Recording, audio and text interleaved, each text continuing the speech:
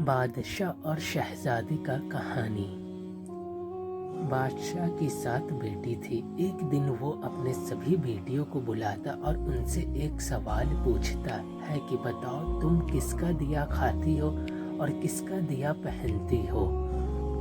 ایک ایک کر کے سب شہزادیوں نے کہا کہ ابا حضور آپ کا دیا کھاتی ہوں اور آپ کا دیا ہی پہنتی ہوں، مگر سب سے چھوٹی شہزادی نے کہا ابا حضور اللہ کا دیا کھاتی ہوں اور نصیب کا پہنتی ہوں۔ سن کر بادشاہ کو بہت غصہ آیا اور کہنے لگا اے کمبخت تو نے میری ناشکری کی، تجھے سزا ضرور ملے گی۔ بادشاہ نے اپنے سپاہیوں کو حکم دیا جاؤ اسے جنگل میں چھوڑ آؤ، میں بھی دیکھتا ہوں یہ میرے بغیر کیسے اللہ کا دیا کھاتی ہے اور کیسے اپنے نصیب کا پہنتی ہے۔ شہزادی سے تمام زیورات واپس لے لیا گیا اور ایک پرانا سا کپڑا پہنا کر جنگل میں چھوڑ دیا گیا۔ شہزادی کے چہرے پر نہ کوئی ڈر تھا نہ کسی طرح کا خوف، اسے اپنے رب پر پورا بھروسہ تھا۔ جو دانا میرے نصیب میں لکھا ہوا ہے وہ مجھے مل کر ہی رہے گا۔ جنگل کو دیکھنے لگی، چاروں طرف درخت ہی درخت تھے۔ شام ہونے والی تھی۔ شہزادی نے سوچا کیوں نہ کچھ لکڑیاں جمع کر لوں، رات کو وہی لکڑیاں جلاؤں گا تاکہ کوئی جانور پاس نہ آئے اور رات بھی گزر جائے گی۔ جنگل میں لکڑیاں ڈھونڈنے نکلی پڑی۔ اس کی نظر ایک جھوپڑی پر پڑی جہاں باہر ایک بکری بندھی ہوئی تھی اور اندر سے کسی کے کھانسنے کی آواز آ رہی تھی۔ پہلے تو حیران ہوئی کہ جنگل کے بیچوں بیچ کیسے۔ جب شہزادی جھوپڑیاں کے اندر داخل ہوئی تو دیکھا ایک بوڑھا آدمی چرپائی پر لیٹا پانی پانی پکار رہا ہے۔ شہزادی جلدی سے مٹکے سے پانی نکال کر اس بوڑھے آدمی کو پلاتی ہے اور جھوپڑیاں کو صاف صفائی میں لگ جاتی ہے۔ آدمی شہزادی سے پوچھتا ہے بیٹی تم کون ہو اور اس گھنے جنگل میں کیا کر رہی ہو؟ تب شہزادی اسے پورا واقعہ سنا دیتی ہے کہ وہ کیسے یہاں تک پہنچی۔ آدمی اسے جھوپڑی ہی میں رہنے کے لیے بولتا ہے اور کہتا ہے بیٹی میں شہر میں کام کرتا ہوں، صبح شہر چلا جاؤں گا پھر 1 ہفتے بعد آؤں گا، تب تک تم آرام سے یہیں رکو، یہاں کھانے پینے کا سارا سامان موجود ہے، تمہیں کسی چیز کی تکلیف نہیں ہوگی۔ صبح ہوتے ہی وہ بوڑھا آدمی شہر کے لیے نکل پڑتا ہے۔ ادھر شہزادی جھوپڑی کی اچھے سے صاف صفائی کرتی، بکری کا دودھ نکالتی اور آدھا دودھ اپنے لیے رکھتی اور آدھا جھوپڑی کے باہر دروازے پر ایک برتن میں دودھ رکھ دیتی ہے تاکہ کوئی بھوکا پیاسا جانور ادھر سے گزرے تو پی سکے۔ شہزادی اگلے دن صبح اٹھ کر باہر آئی تو دیکھا کہ دودھ کا برتن خالی ہے اور پاس ہی ایک قیمتی موتی پڑا ہے جو دیکھنے میں ہی نایاب لگ رہا تھا، ساتھ ہی سانپ کی گزرنے کا نشان بھی تھے۔ شہزادی نے بچپن میں ہی سن رکھا تھا کہ جب کوئی نایاب سانپ بہت زیادہ خوش ہوتا ہے تو وہ قیمتی موتی اگلتا ہے جس کی قیمت ہیرے جواہرات سے بھی کہیں زیادہ ہوتی ہے۔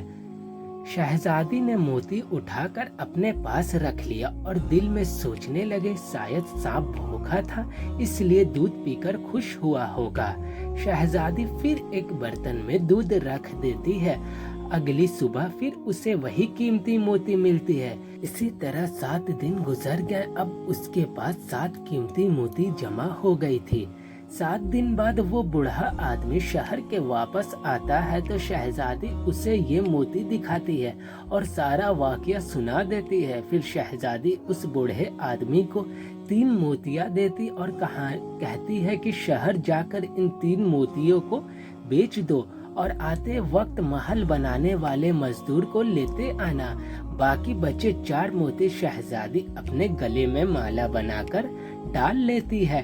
کچھ ہی مہینوں میں جنگل کے بیچوں بیچ ایک عالیشان محل تیار ہو جاتا ہے جس میں شہزادی اور وہ بوڑھے آدمی رہنے لگتا ہے۔ ایسا محل جس میں دنیا کی سب عیش و آرام کا سامان موجود تھا، بے شمار نعمت تھی، نوکر چاکر سب کچھ تھا۔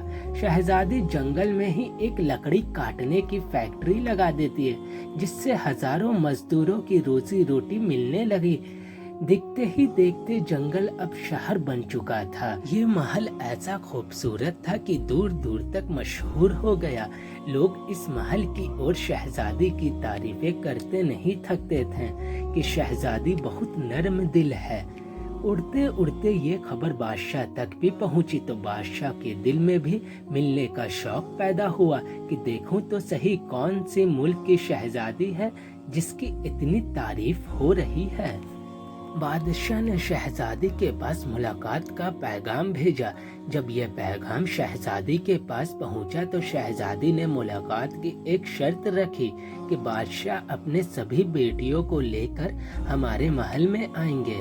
बादशाह ने ये शर्त मंजूर करते हुए अपनी सभी बेटियों को लेकर शहजादी के महल पहुंच जाता है। शहजादी चेहरे पर नकाब डालकर उन सब से मिलती है, उनके लिए 7 रंग की खाना पेश करती है। शहजादी का लिबास हीरे जेवरात से ढका हुआ था। शहजादी की शान शौकत और महल की खूबसूरती देख बादशाह भी हैरान हो गया, क्योंकि ऐसी शान शौकत तो बादशाह के भी महल में नहीं थी। बादशाह ने शहजादी को पर्दा में देखा तो कहा कि तुम मेरी बेटी की तरह हो, फिर मुझे पर्दा क्यों कर रही हो? तुम्हारे ही कहने पर मैं अपनी बेटियों को भी साथ लाया हूँ। बादशाह के बहुत इसरार करने पर शहजादी ने कहा कि ठीक है, मैं तैयार होकर आती हूँ। बादशाह के सभी बेटियां आपस में सरगोशी करने लगती है। इतनी तो तैयार है, कितनी महंगे जेवरात पहने हुए हैं, अब और कितना तैयार होकर आएगी। इतने में दूर से पुराने कपड़े में कोई गरीब लड़की आती दिखी। बादशाह ने गौर से देखा तो हैरान रह गया।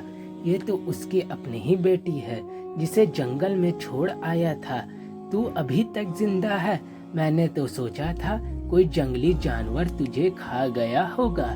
चलो कोई बात नहीं, अपने शहजादी को बुलाओ, मैं तुम्हें यहाँ से आजाद करवा कर ले जाऊंगा। यह सुनते ही शहजादी बोलती है, नहीं अब्बा हुजूर, मैं ही वो शहजादी हूँ जिससे आप मिलने आए हैं। कहती थी कि अल्लाह का दिया खाती हूँ और अपने नसीब का पहनती हूँ। आज मेरे पास आपसे भी कई गुना ज्यादा दौलत है। फिर शहजादी ने यहाँ तक पहुँचने का सारा हाल कह सुनाया।